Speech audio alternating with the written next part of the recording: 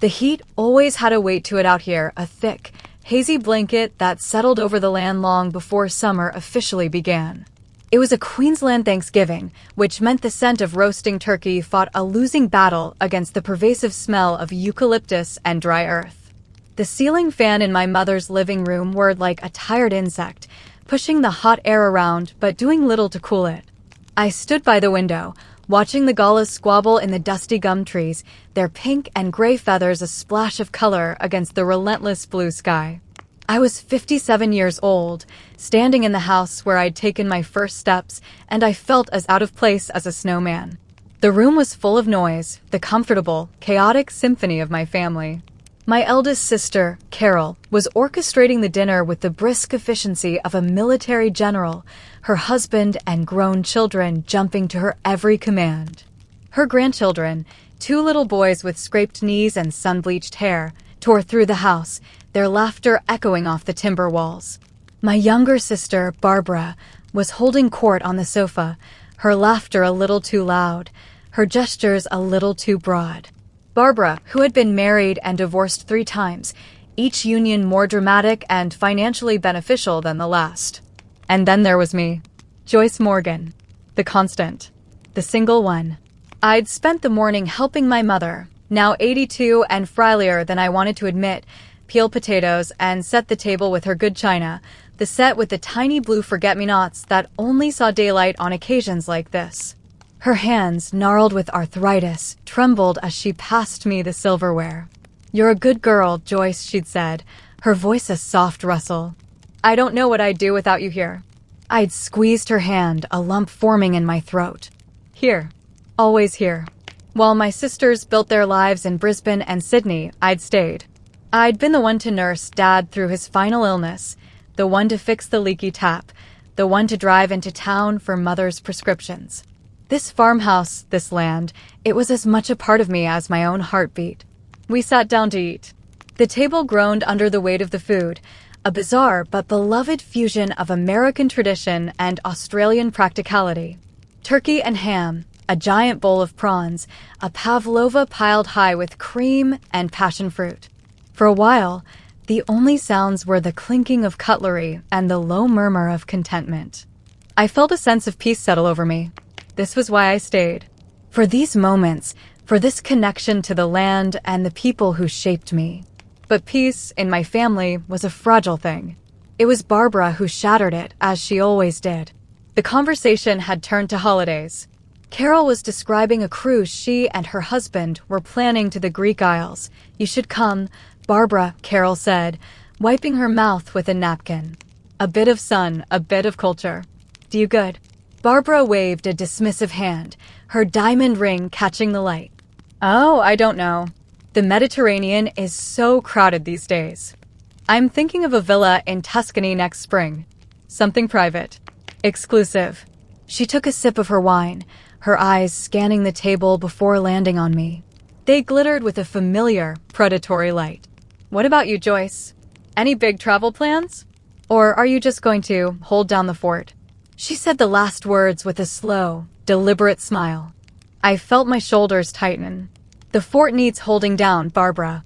You know that." "Oh, I know," she sighed, a theatrical, pitying sound. "It's just, well, it's Thanksgiving. A time to reflect on our blessings. And I look at you, still here in this old house, still by yourself. Don't you ever get lonely? Don't you ever wish you'd, I don't know, lived?" The table went quiet. Even the children seemed to sense the shift in the air. Carol looked down at her plate, suddenly fascinated by a piece of turkey.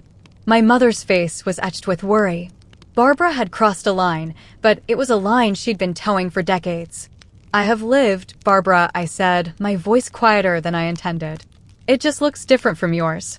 "Different." She let out a sharp laugh. "Joyce, you haven't left this postcode in 20 years. You've never been married. No children. You spend your days talking to sheep and an old woman."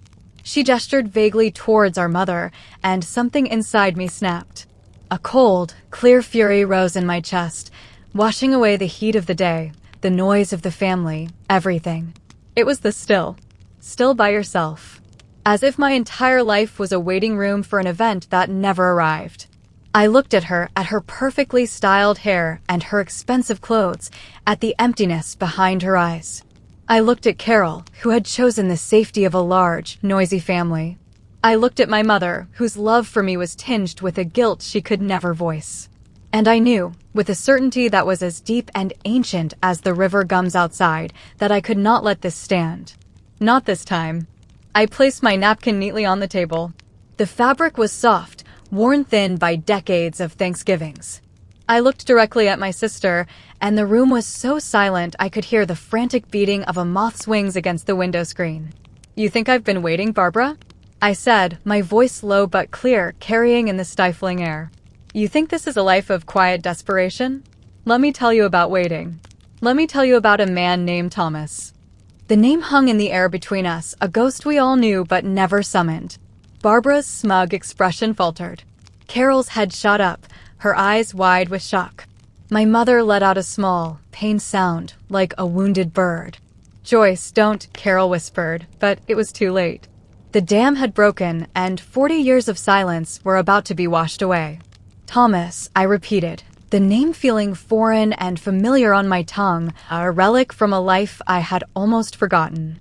Thomas with the sun-bleached hair and eyes the color of the summer sky after a storm. "You never met him, Barbara. You'd already left for the city by then. He wasn't from around here. He was a geologist, down from Brisbane for a few months, studying the rock formations out by the Sandstone Ridge. I could see him then, as clearly as if he were standing in the doorway. Not the faded photograph tucked away in a drawer, but the living, breathing man. He was tall and lean, with a quiet intensity that set him apart from the loud, easygoing local boys. He'd come into the general store where I worked part-time, asking for directions, and I'd drawn him a map on the back of a paper bag. He'd smiled, and the world had tilted on its axis. "He boarded with the Millers for 6 weeks," I continued, my gaze drifting from Barbara's stunned face to the window, to the past. "And for those 6 weeks, my world was not this farmhouse, not this dusty town. It was the ridge at sunset, the air turning cool, the rocks glowing red as embers. It was long walks where he'd talk about the age of the earth, about continents shifting, about time on a scale I could barely comprehend. And he'd listen to me. He'd listen when I talked about the land, about the way the light changed in winter, about the stories my grandfather told of the first settlers.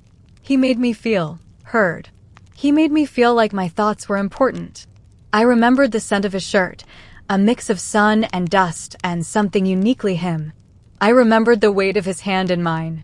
I remembered the promises, whispered under a blanket of a million stars, promises that felt as solid and eternal as the sandstone he studied. He had to go back to the city, I said, my voice thickening. His work was done, but he promised he'd be back. He had a job offer, a future. He asked me to wait for him. Just a few months, he said. Just until he got settled. Then he'd send for me. We were going to build a life in Brisbane. He talked about a little house with a veranda, about bookshelves that reached the ceiling, about children with my eyes and his curiosity.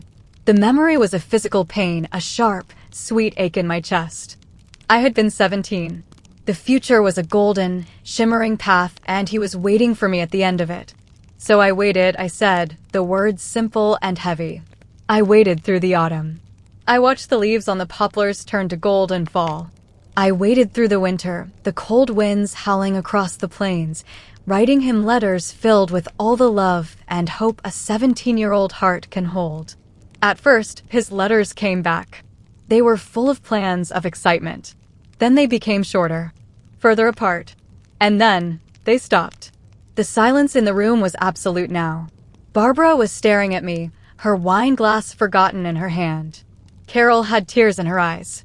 My mother was weeping softly, her face in her hands. I called the university, I went on, the old humiliation rising like bile. A secretary told me he'd taken a different position. In South America. She didn't have a forwarding address. Just like that. He was gone. No goodbye. No explanation. The geologist who studied ancient rock, who understood deep time, couldn't spare a moment to end the story of a girl from the country. I looked at my hands, clenched in my lap. You ask if I've been lonely, Barbara? You have no idea. Loneliness isn't just the absence of people. It's the absence of a future you were promised. It's the ghost of a life that never was, haunting every room you walk into. For years, I'd see a tall man with sandy hair in a crowd and my heart would stop. For years, the sound of a car engine on the gravel road would send me running to the window. I waited long after I knew he wasn't coming back. Because stopping the waiting meant admitting it was over. It meant admitting that the love I thought was my foundation was just a layer of sand, washed away by the first tide of reality. I took a shaky breath. The confession was draining me, pulling 40-year-old wounds open anew. And then Dad got sick. And the farm started to struggle. And Mother needed me. And the girl who was waiting for her future slowly became the woman who was tending the past. There was no grand decision, no dramatic vow of spinsterhood. Life just happened. My life. The one you so easily mock. Barbara opened her mouth to speak, but no sound came out. The clever, cutting retort had died on her lips. She was seeing me, perhaps for the first time, not as her stagnant, spinster sister, but as a person with a history, with a heart that had been broken so profoundly it had chosen a different path to safety. So no, Barbara, I said, my voice finding a new strength, a resonance born of truth. I am not still single. I am single. It is not a temporary condition. It is the landscape of my life. And it is a life that has contained great love and profound loss and a quiet, steadfast devotion to this piece of land and the people on it. It has contained early mornings watching the sun rise over the paddocks and the satisfaction of a hard day's work and the peace of 1,000 starry nights. It has contained love for my parents, a love that was demonstrated not in visits on holidays, but in the daily, unglamorous work of care. You speak of your villas and your cruises as if they are the markers of a life well lived. I look at this family, still whole, still gathering in this old house, and I see my marker. I held the line, Barbara. While you were collecting divorces and trinkets, I was preserving the one thing that truly lasts. A home. I stood up, my legs feeling weak. The emotional toll of the outburst left me trembling. I looked at my mother, at the gratitude and sorrow in her wet eyes.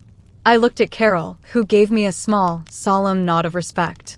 And I looked at Barbara, who seemed smaller, diminished, her shiny armor of superiority cracked and tarnished.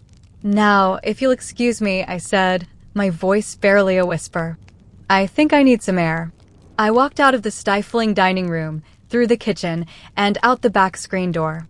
It slammed shut behind me, a final, percussive full stop to my speech. The night air was cooler now, a relief on my hot skin. I walked away from the house, towards the old wooden fence that separated the yard from the endless, dark expanse of the paddocks. The sky was a riot of stars, impossibly bright away from the city lights. The same stars that had witnessed my promises, my heartbreak, my long, quiet life. I leaned against the rough-hewn post, the scent of dry grass and livestock comforting in its familiarity. I had spoken my truth. After 40 years, I had given voice to the ghost of Thomas, and in doing so, I had perhaps finally laid him to rest. The pain was still there, a deep, weathered scar, but it was no longer a secret wound festering in the dark. It was part of my story. And for the first time in a very long time, I felt that my story, with all its sadness and its solitude, was enough. I don't know how long I stood there, listening to the distant, lonely cry of a curlew and the steady rhythm of my own breathing. The back door creaked open and shut again, and I heard the soft crunch of footsteps on the gravel path. I didn't turn. I knew it wasn't Barbara. Joyce. It was Carol. Her voice was gentle, hesitant. She came to stand beside me, leaning her elbows on the top fence rail, mirroring my posture. We stood in silence for a few minutes, two sisters under the vast, indifferent Australian sky. The tension from the dining room was still a live wire between us, but out here, under the stars, it felt less dangerous. I never knew, she said finally, her voice soft. I mean, I knew there was a boy. Mother mentioned it once, a long time ago. But I never knew it was like that. I was already married, with a baby on the way. I was wrapped up in my own world. I suppose I just thought you got over it. I gave a short, bitter laugh that was half a sob. You don't get over a foundation stone, Carol. You just learn to build a different house on top of it. She nodded, absorbing this. You were right, you know. What you said in there. About holding the line. About preserving the home. She sighed, a long, weary sound. I love my family, I do. But it's loud and it's chaotic, and sometimes it feels like I'm just managing a small, mobile corporation. I come back here and it's peace. It's memory. It's the smell of Mum's baking and the feel of this old timber. And you're the one who kept that for us. For me. I've never thanked you for that. I've taken it for granted. Her words were a balm I didn't know I needed.